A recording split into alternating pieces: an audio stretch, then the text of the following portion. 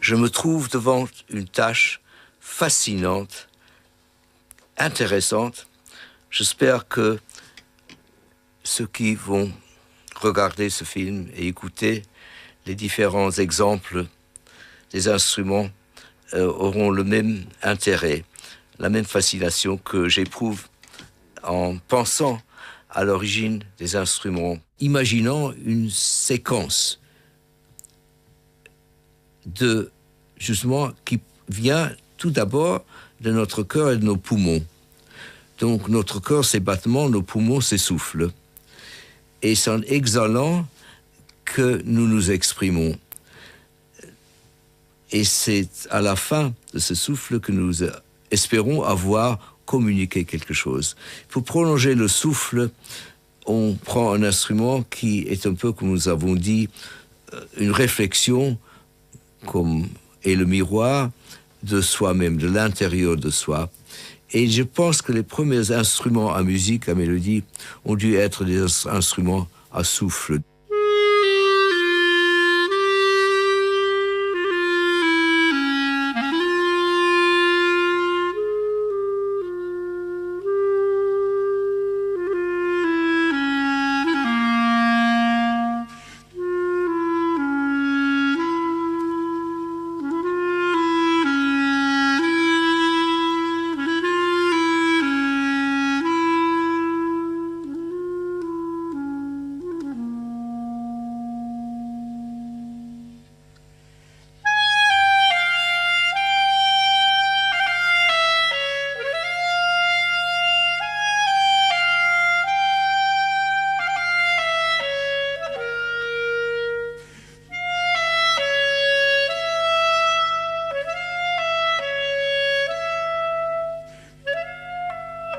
La clarinette, en quoi c'est fait déjà? C'est fait en bois, et les bois, c'est de l'ébène.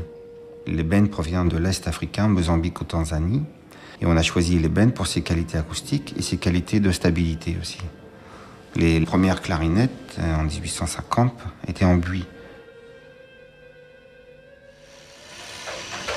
Pour le bois, on utilise des machines très précises, et donc on va faire les trous, nous sortirons les notes, et les emplacements de boules, qui serviront de support pour le clétage.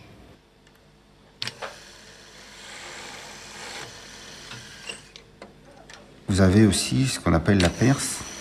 Et la perce, c'est le cœur de l'instrument. Cette perce, pour situer un ordre de précision, on travaille dans le bois au centième de millimètre. Les opérateurs qui font ces opérations ont à peu près 20 ans, 30 ans de maison, donc ils ont une grande habitude de ce travail. Et on continue à faire à la main. On peut copier actuellement, on a des outils qui permettent de copier les perces, mais la façon dont on va déterminer la cote finale, c'est notre tour de main, c'est notre expérience. Et on continuera toujours à faire de cette façon. Les trous, comme je le disais, sont l'adaptation par rapport à cette perce. Et un instrument ne sonne bien, n'est juste, quand on a parfaitement réalisé cette perce et le positionnement des trous et la forme des trous. Une clarinette est un instrument polycylindrique, ce qui veut dire que le profil n'est pas uniquement un cylindre, mais une succession de cônes, de cylindres. Et c'est un équilibre qui donne le résultat acoustique.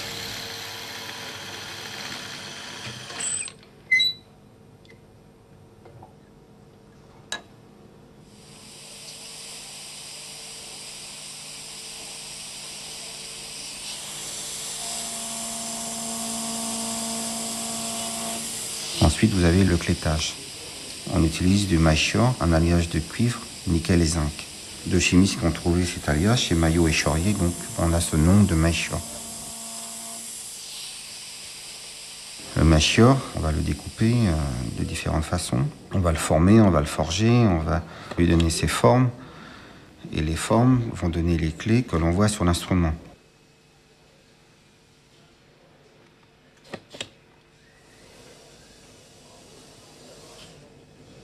Ensuite, on va assembler les clés pour former ce qu'on appelle le clétage.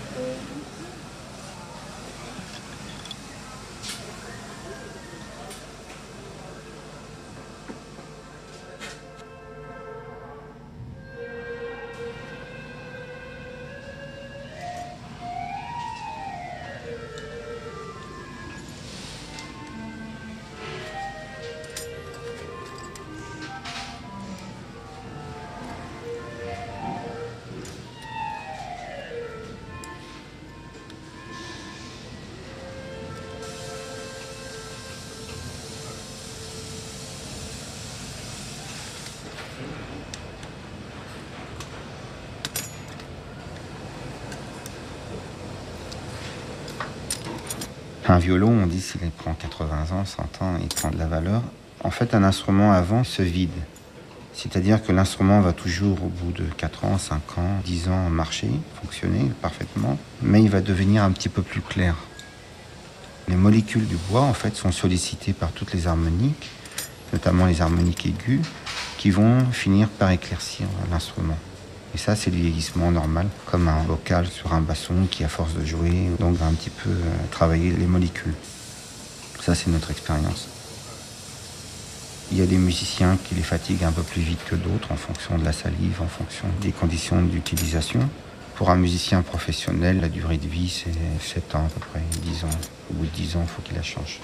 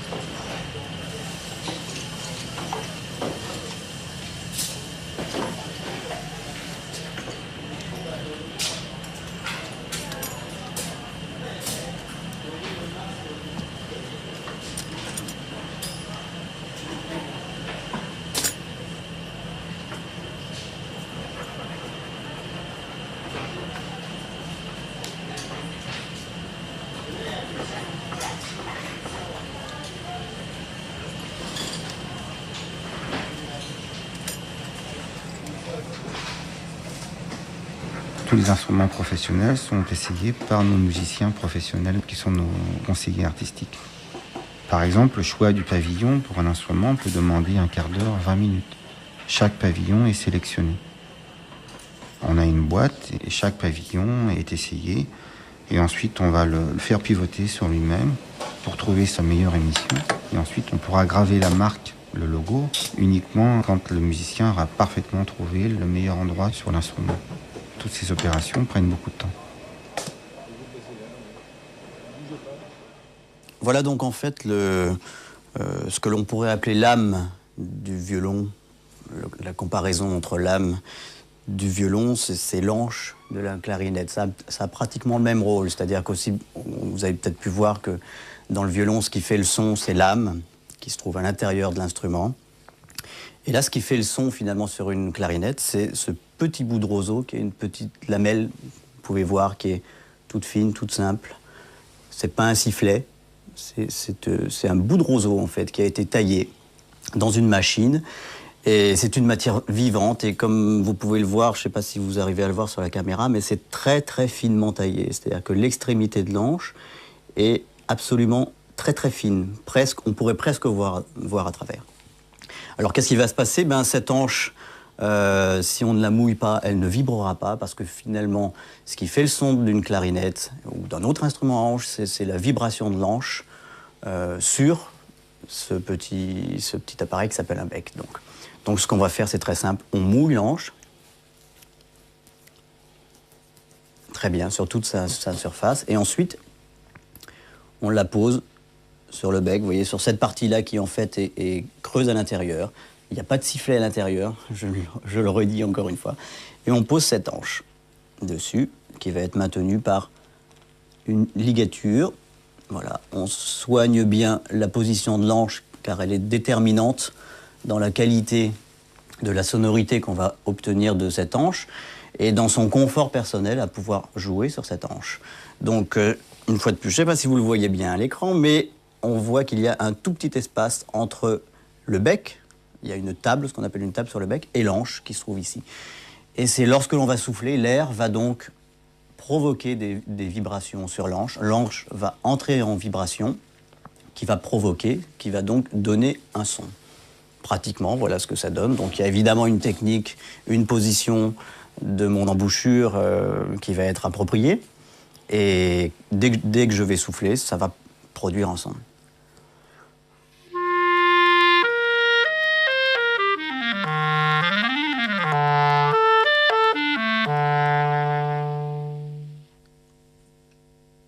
Voilà le principe de l'anche. Alors, on pourrait peut-être faire une petite comparaison parce que finalement, on peut se demander est-ce que l'anche est déterminante? Est-ce que, bon, peut-être le public ne le sait pas, mais les instrumentistes à anche sont toujours obsédés par leur anche. On a toujours une cargaison d'anches avec nous parce que, comme je vous l'ai dit au départ, l'anche est une matière vivante, c'est un bout de bois qui subit toutes les différences hygrométriques et de température. C'est-à-dire qu'on va aller dans un pays chaud, l'anche va avoir un type de sonorité. On se retrouve dans un pays froid, ça va changer. Il fait sec, il fait humide, ça va changer. On se retrouve dans une salle où il y a une climatisation, ça va être encore autre chose. Donc on est obligé d'avoir un éventail d'anches assez large pour pouvoir adapter dans toutes les situations, prendre la meilleure anche, celle qui s'adaptera le mieux pour telle ou telle salle.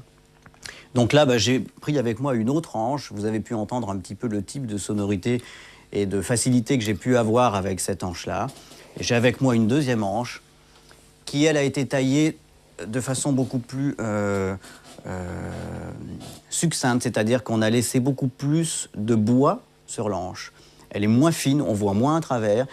C'est ce qu'on va appeler une anche dure, un peu plus dure. Elles sont d'ailleurs numérotées. Celle-ci est une anche force 4, l'autre est une anche de force 3,5. Comme les vents, en quelque sorte. Donc vous allez voir, je mets cette anche exactement de la même façon, hein, la même technique, et lorsque je vais souffler, on va sentir une résistance beaucoup plus grande sur cette anche.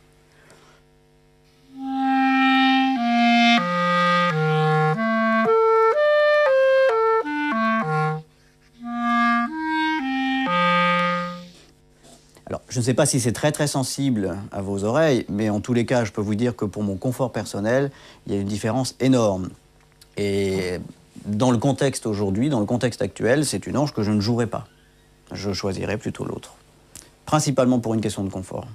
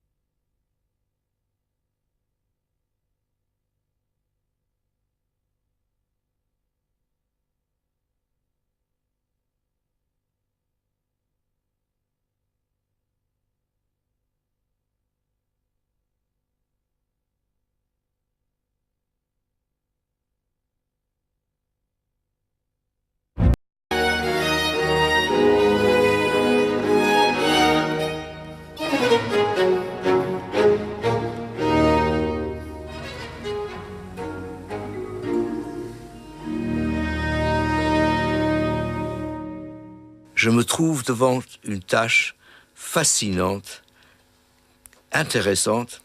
J'espère que ceux qui vont regarder ce film et écouter les différents exemples des instruments auront le même intérêt, la même fascination que j'éprouve en pensant à l'origine des instruments. Imaginons une séquence justement qui vient tout d'abord de notre cœur et de nos poumons. Donc notre cœur, ses battements, nos poumons, ses souffles. Et c'est en exhalant que nous nous exprimons.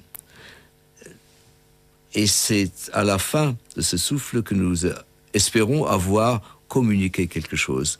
Pour prolonger le souffle, on prend un instrument qui est un peu, comme nous avons dit, une réflexion, comme est le miroir de soi-même, de l'intérieur de soi.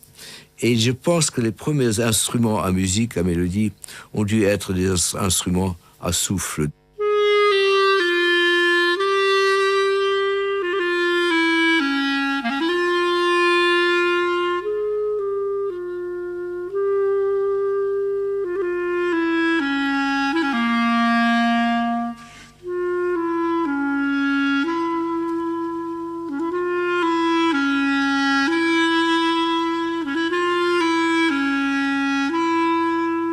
Je le disais, sont l'adaptation par rapport à cette perce. Et un instrument ne sonne bien, n'est juste, quand on a parfaitement réalisé cette perce et le positionnement des trous et la forme des trous. Une clarinette est un instrument polycylindrique, ce qui veut dire que le profil n'est pas uniquement un cylindre, mais une succession de cônes, de cylindres. Et c'est un équilibre qui donne le résultat acoustique.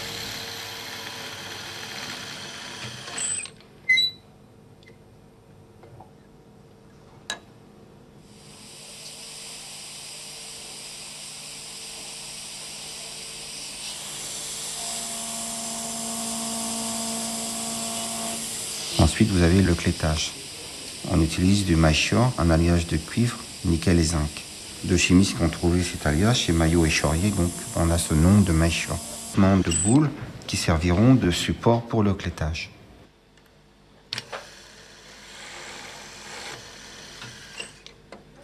Vous avez aussi ce qu'on appelle la perce. Et la perce, c'est le cœur de l'instrument. Cette perce, pour situer un ordre de précision, on travaille dans le bois au centième de millimètre. Les opérateurs qui font ces opérations ont à peu près 20 ans, 30 ans de maison, donc ils ont une grande habitude de ce travail. Et on continue à faire à la main. On peut copier actuellement, on a des outils qui permettent de copier les perces. Mais la façon dont on va déterminer la cote finale, c'est notre tour de main, c'est notre expérience. Et on continuera toujours à faire de cette façon.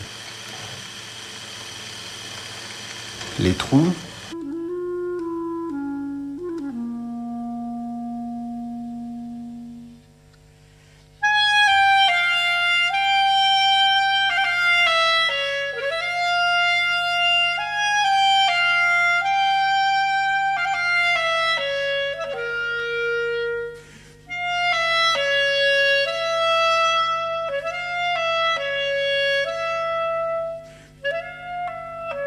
la clarinette, en quoi c'est fait déjà? C'est fait en bois, et les bois, c'est de l'ébène.